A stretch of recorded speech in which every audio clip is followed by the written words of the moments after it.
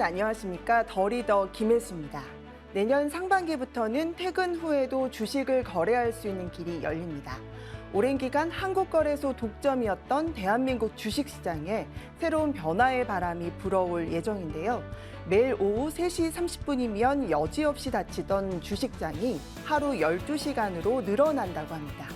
오늘 더 리더에서는 국내 첫 대체거래소 출범을 앞둔 넥스트레이드 김학수 대표를 모시고 자세한 이야기 나눠보도록 하겠습니다.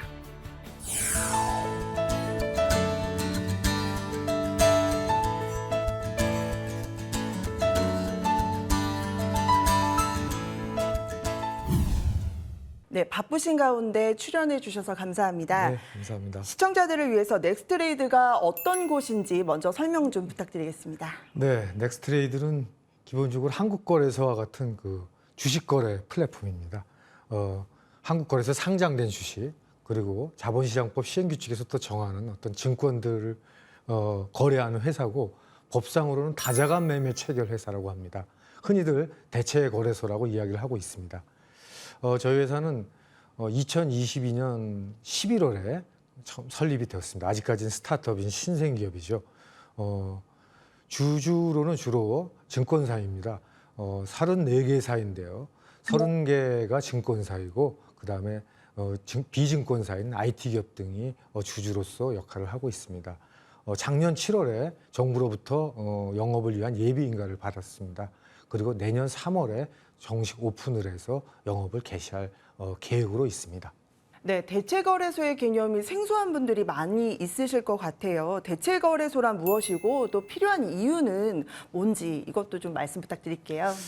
예, 대체거래소의 자본시장법상 용어는 다자간 매매 체결 회사입니다. 더 어렵죠? 그래서 이제 증권업계 이쪽 여의도에서는 흔히 좀 더 쉬운 말로 이를 대체거래소라고 이야기를 하는 겁니다.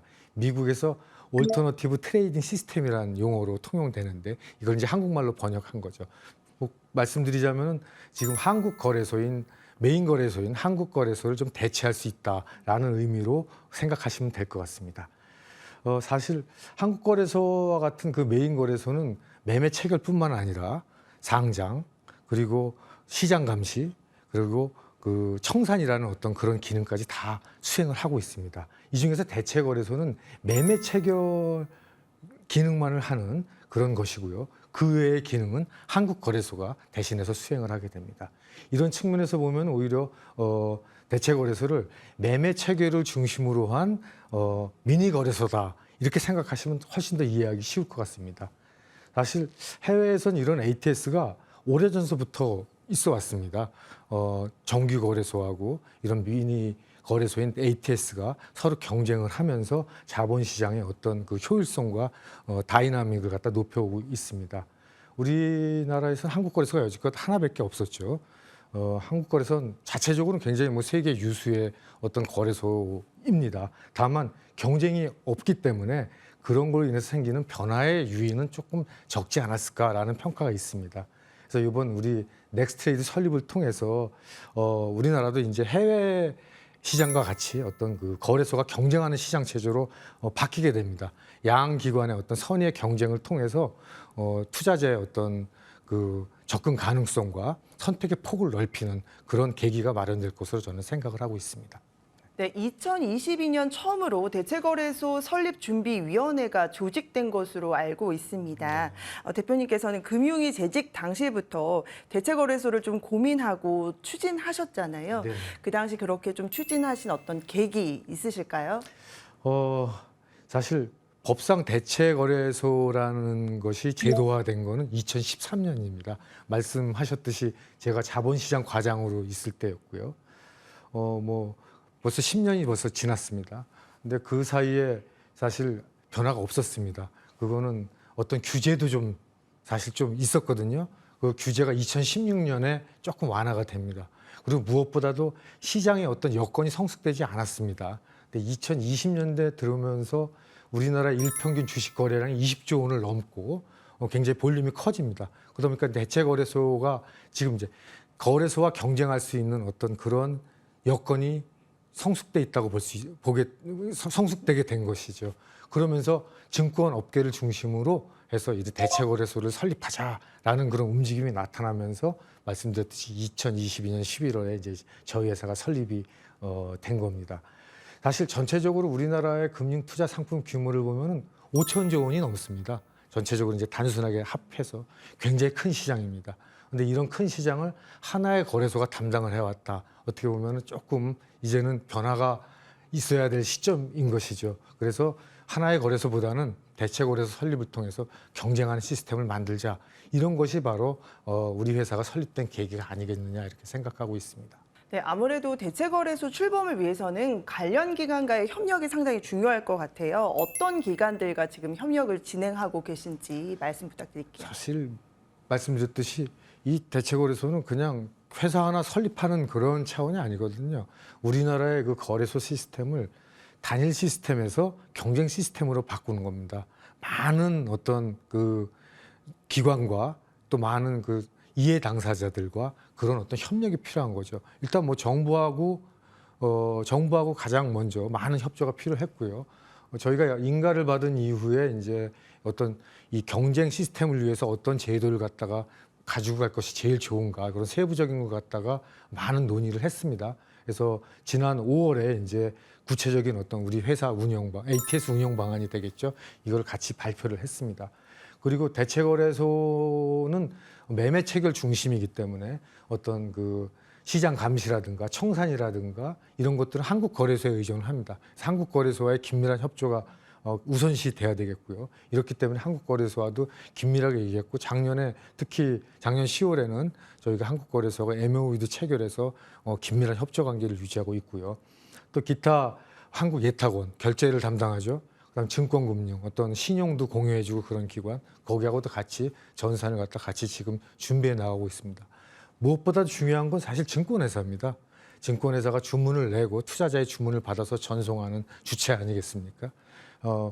이 증권사들은 사실 이런 그러니까 단일한 거래 시스템에서 복수 경쟁 시스템으로 바뀌기 때문에 어떻게 보면 가장 많은 변화를 갖다가 어떻게 보면 해줘야 될 주체가 됩니다. 그래서 증권사하고도 계속해서 긴밀히 협조하고 있습니다.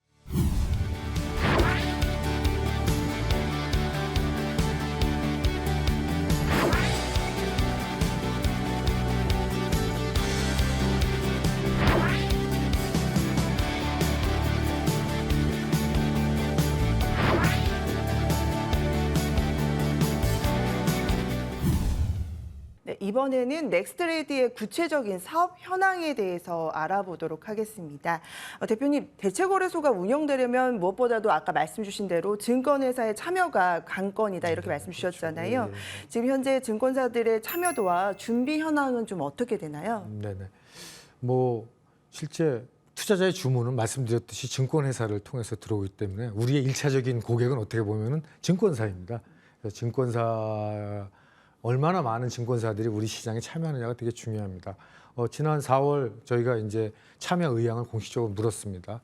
23개 증권회사가 공식적으로 참여를 하겠다는 의향서를 제출을 했습니다. 23개 증권사의 우리 시장 점유율은 한 90%가량 됩니다. 그러니까 거의 대부분 그 증권사가 우리 시장에 참여할 것이라고 생각을 하시면 될 것 같습니다. 이 증권사들이 사실 이제 참여하려면은 아까도 말씀드렸듯이 경쟁 시스템으로 모든 걸 바꿔줘야 되거든요.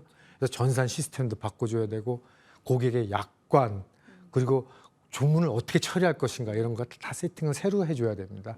그래서 이런 것들을 지금 증권사들이 저희하고 같이 협조해서 지금 하고 있고요. 굉장히 힘들지만 뭐 열심히들 하고 있습니다. 이 자리를 빌어서 증권사 여러분께도 감사의 말씀을 드리고 싶습니다. 네.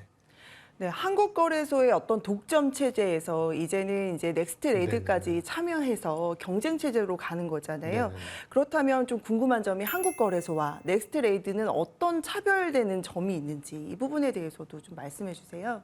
가장 어떻게 보면 그 차별화를 가져와야 됩니다. 그리고 투자자들이 도대체 왜 넥스트레이드를 만들었냐라는 질문에 대한 답도 될 것 같습니다. 저는 한 4가지 정도가 있다고 생각을 합니다. 첫째로 일단 거래 시간이 다릅니다. 한국거래소는 9시부터 3시 반까지 정규 시장을 하는데 저희는 오전 8시부터 오후 8시까지 12시간 동안 할 겁니다. 일찍 열고 늦게 닫는 그런 시장입니다. 그래서 거래소가 운영되지 않는 특히 저녁 시간에 서비스가 제공된다는 점이 아마 어떻게 보면 투자자들이 느낄 수 있는 가장 큰 차이점이 아닐까 생각을 합니다. 둘째, 새로운 주문 방식도 도입을 합니다. 그래서 중간가 호가라든가 스톱 지정가 호가라는 것을 제공해서 투자자들의 어떤 선택의 폭 그리고 가격 발견 기능을 좀 높여갈 예정입니다. 그리고 수수료가 좀 낮습니다. 거래소 대비 20 내지 40% 낮게 좀 수수료를 책정을 합니다. 이는 전체적으로 보면은 거래 비용을 갖다가 좀 낮추는 효과가 있을 거로 생각이 됩니다. 그다음 네 번째, 빠른 거래 속도입니다. 저희 전산 시스템은 지금 신규 시스템이기 때문에 거래소보다 조금 신형이죠. 거기에 덧붙여서 거래소의 시스템은 조금 저희보다는 좀 무겁습니다. 왜냐하면 거래소는 공공적인 성격이 있기 때문에 모든 거래라든가 모든 증권사들의 요청에 응해야 합니다. 그렇기 때문에 시스템이 크죠.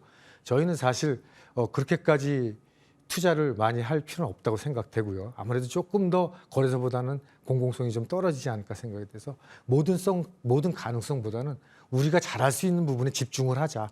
그래서 조금 더 시스템이 가볍습니다. 거래소가 좀 유조선이라면 유조선 같이 큰 배라면 저희는 조금 쾌속성 같이 빠른 거. 그래서 저희가 속도가 좀 빠르다 이렇게 말씀드릴 수가 있습니다. 네, 거래소와 비교해서 한 4가지 정도 차별점을 말씀 주셨어요. 그중에서 수수료 인하 정책에 대해서도 말씀을 주셨는데 아무래도 뭐 거래 비용이 절감된다는 효과를 기대할 수 있을 것 같은데요. 그 외적으로 또 수수료 인하로 인해서 긍정적인 어떤 시장과 투자자한테 미치는 영향 어떻게 보시나요? 사실 기본적으로 수수료가 이제 저희가 20 내지 40% 정도 낮출 계획입니다. 그리고 전반적인 그 투자 비용이 이제 이걸 통해서 조금 낮아지겠죠. 그리고 또 이런 것이 어떻게 보면은 증권사의 이익뿐만이 아니라 실제 그 투자자의 거래 비용이 절감되게 그렇게 갈 수 있는 방안을 갖다가 감독 당국도 고민을 하고 있는 것으로 저는 이렇게 알고 있습니다. 이게 뭐 거래 비용이 낮춰지면 아무래도 거래가 활발하게 될 수 있으니까 좋을 거고요. 뭐 해외 어떤 그 투자를 갖다가 좀 관심 있어 하는 분들도 이런 부분에 대해서 상당히 강점이 있을 거다 이렇게 생각을 하고 있습니다. 근데 저는 사실 더 중요한 건 이제 거래 시간이 더 늘어나는 게 더 중요하다고 생각을 하고요. 어떻게 보면 종전에 그 우리 직장인들이라든가 이런 분들이 사실 마음 놓고 투자를 하기에는 별로 적합하지 못했었지 않습니까? 네.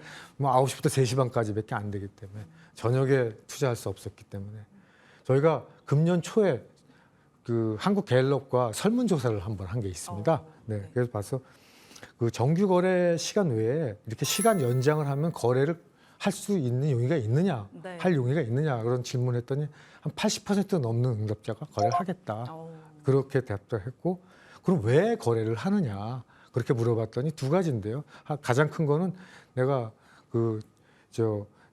근무나 학업 이런 것 때문에 실제 낮 시간에 거래를 못했다. 그렇죠. 그리고 어떻게 보면 그런 부분이 제일 많았고 또 하나 이제 뭐 해외 어떤 뉴스라든가 이런 걸 보면서 그거하고 연계시켜서 거래를 하면 좀 낫지 않겠냐라고 투자 판단도 할 수 답변했습니다. 있고. 그러니까 결국 이제 조금 우리가 시간을 늘리면 뭐 회사 업무에 좀 집중을 하고 투자 결정도 좀 여유 있게 할 수 있는 여건이 조성되지 않을까 이렇게 생각을 합니다. 이런 것들이 어떻게 보면은 뭐 작지만 또 큰 변화를 줄 수 있는 부분이 아닐까 저는 이렇게 생각을 하고 있습니다. 네, 기존 거래 방식 외에 새로운 방식의 거래도 네. 도입이 된다고 말씀 주셨는데요. 중간가 호가 또 스톱 지정가 호가 이 부분이 새롭게 도입이 되는데 이게 어떤 방식인지에 대해서도 말씀해 주세요. 네, 좀 어려운 개념입니다.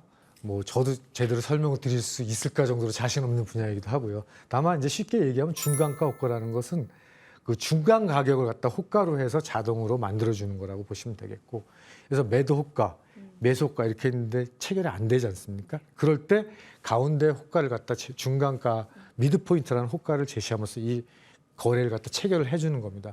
그러면 어떻게 보면 가격 발견의 기능도 높아지고 또 호가를 세분화하는 그런 간접적인 효과도 저는 있을 거라고 생각합니다. 거래 가능성이 그만큼 높아지는 거죠. 이런 게 중간가 호가고요.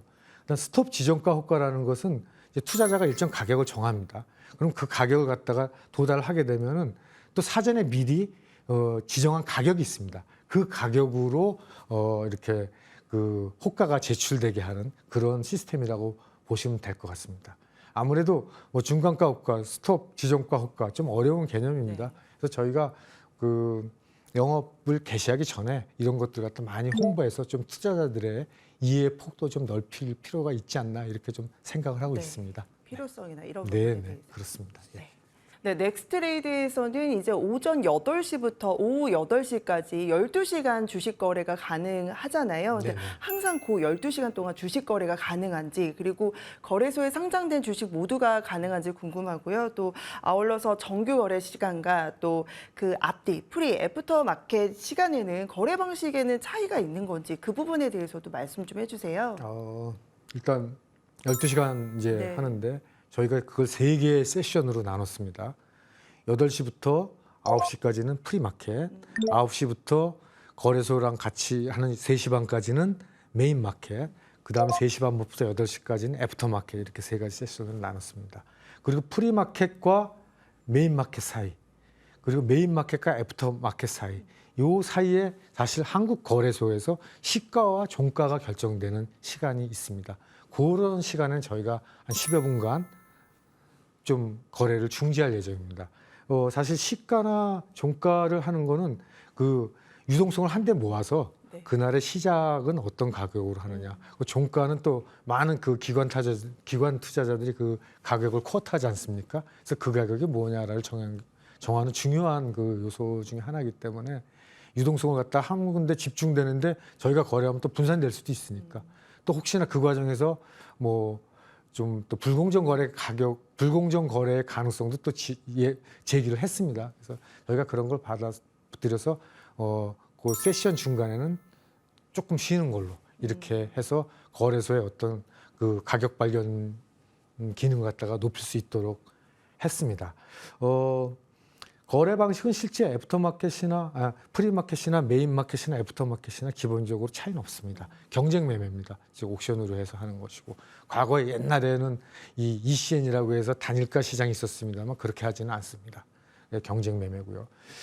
지금 현재 한국거래소에서 상장돼 있는 기업 종목 수는 한 2,700개 정도인데요. 법상 이걸 다 거래를 할 수가 있습니다. 우리가. 다만 저희 같은 경우에는 이 모든 걸 다 하기에는 사실 주식이 유동성이 좀 부족한 주식도 있지 않습니까? 유동성이 좀 부족한 주식이 있는데 저희 또 이렇게 애프터마켓 같은 경우도 유동성이 좀 적을 수가 있어요.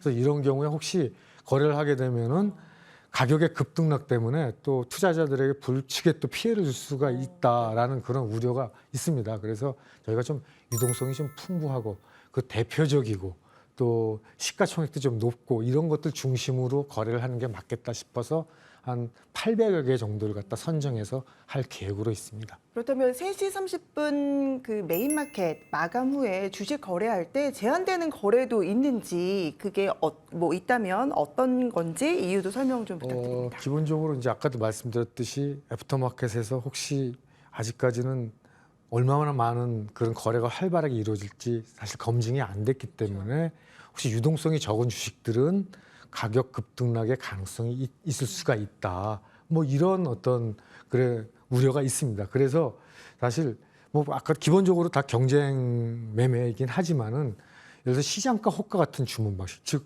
시장 가격을 쫓아가는 주문 방식은 잘못하면 가격의 변동폭을 더 높일 수가 있거든요. 이런 것들은 저희가 하지 않습니다. 그러니까 경쟁 매매만 이렇게 하는 거고요.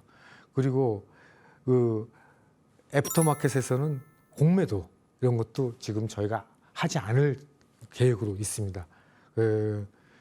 그리고 또 이제 그 메인 마켓에서는 한국 거래소가 무슨 뭐 그래서 거래 중단 사유가 발생한다든가 그럼 저희도 당연히 중단을 하거든요. 네. 근데 애프터마켓에서는 한국 거래소가 없고 우리만 있기 때문에 우리가 자체적으로 어떤 그런 위험 요소를 갖다가 대응할 수 있는 어떤 그런 그 안정화 장치를 만들어서 그런 어떤 위험 요인에 대응할 계획으로 있습니다.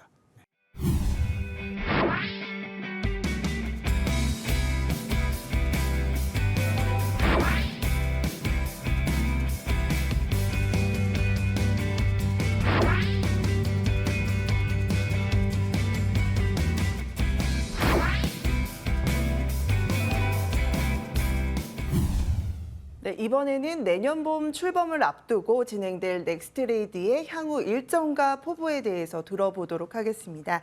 대표님, 내년 상반기에 이제 본격적인 출범 계획하고 계시잖아요. 앞으로 진행될 전반적인 일정에 대해서도 말씀 부탁드립니다. 네, 지금 현재 그 회사의 전산 인프라를 갖다가 개발 중에 있습니다. 곧 이걸 완료를 할 겁니다. 그리고 8월부터는 증권사하고 함께 연계해서 테스트를 할 겁니다. 그리고 11월부터 내년 1월까지는 그 한국거래소 예탁원 그리고 증권사들이 모두 참여하는 모의 시장을 갖다가 운영을 할 겁니다. 그래서 시장을 갖다가 안정성을 계속해서 테스트해 나갈 겁니다. 그리고 이러한 걸 토대로 해서 그 중간에 10월쯤에는 금융 당국에 최종 본인가를 제출할 예정이고요. 이런 뭐 본인가가 저희 그 예정대로 안정적으로 본인가를 갖다 받는다면 저희 목표는 내년 3월서부터 이거 갖다 시장에 정식으로 오픈할 예정으로 있습니다. 네, 향후 대체거래소가 자리 잡기 위해서 가장 필요한 것은 무엇이라고 생각을 좀 하시나요? 그 안정성과 신뢰를 받을 수 있는 시스템을 만들어서 내년 3월에 오픈을 갖다 성공적으로 하는 것이 저의 목표입니다. 그래서 아까도 말씀드렸듯이 어떤 우리의 그 전산 시스템이라든가 인프라를 갖다가 견고하게 구축해 나가고 있고요. 이를 토대로 해서 어떤 성공적인 오픈을 해야죠. 그리고 어떤 영업 기반 확충을 위해서 투자자에게 어떻게 다가갈 수 있는가, 다가갈 수 있는 어떤 그 유인책도 이렇게 홍보를 해 나가야 되지 않을까 이렇게 생각을 하고 있습니다. 대체거래소는 이제 주식 매매 체결에만 일단은 시작할 때는 좀 네, 국한돼서 맞습니다. 하는데 네. 아까 말씀 주셨다시피 다른 어떤 상품이라든지 이런 부분도 고민한다고 하셨잖아요. 어떤 좀 사업적으로 상품이나 이런 확장할 계획을 좀 갖고 계신지 이 부분에 대해서도 좀 말씀 부탁드릴게요. 뭐 되게 어렵고 조심스러운 질문이긴 합니다. 답변이 될 것 같습니다. 그 지금 현재 이제 말씀드렸듯이 주식으로 제한이 돼 있습니다. 근데 자본시장 시행 규칙에 보면은 많은 것 갖다 담을 수 있도록 돼 있습니다. 지금 아직 자본시장법 시행 규칙이 정해지지 않았는데요. 최근에 금융위가 ATS 운영 방안에서 상장 ETF라든가 ETN을 갖다가 앞으로 ATS에 허용을 해주겠다라는 발표를 했습니다. 그래서 저희도 내년 3월 이제 시장 오픈과 더불어서 가능한 한 빨리 이런 ETF라든가 ETN도 취급할 수 있도록 준비를 시작할 계획입니다. 해외에 보면은 이런 우리 같은 그 대체거래소가 사실 다양한 상품을 취급을 합니다. 일본에서는 심지어 토큰 증권도 취급을 합니다. 우리나라도 대체거래소가 어느 정도 이제 자리를 잡으면은 어떤 이런 어떤 새로운 것들을 갖다가 취급할 수 있게 함으로써 이렇게 좀 더 역동적인 그리고 혁신적인 어떤 시장이 좀 될 수 있을 거라고 저는 희망을 하고 기대를 하고 있습니다. 네, 마지막으로 넥스트레이드 대표로서 ATS 시대 개막에 대한 포부와 비전에 대해서도 말씀 부탁드릴게요. 사실 이 ATS가 설립된 건 기본적으로 지금 독점 시스템을 경쟁 시스템으로 바꾸고자 하는 데 의미가 있는 것이죠. 어떻게 보면 이 ATS를 설립을 통해서 자본시장 전체의 역동성도 높이고 투자자의 어떤 접근 가능성도 높여서 자본시장을 갖다가 좀 더 한 단계 업그레이드 시킨다라는 그런 기대에 의해서 우리 회사가 만들어졌다고 생각을 합니다. 제가 국내 투자자들 또 여러 관심 있는 분들을 많이 만났습니다. 그리고 그분들 같은 거를 요구를 하십니다. 그래서 저는 우리 회사가 앞으로 이런 경쟁 시스템에서 보다 자본시장을 한 단계 업그레이드하는 그런 어떤 주인공이 되겠다 이런 포부를 가지고 있습니다.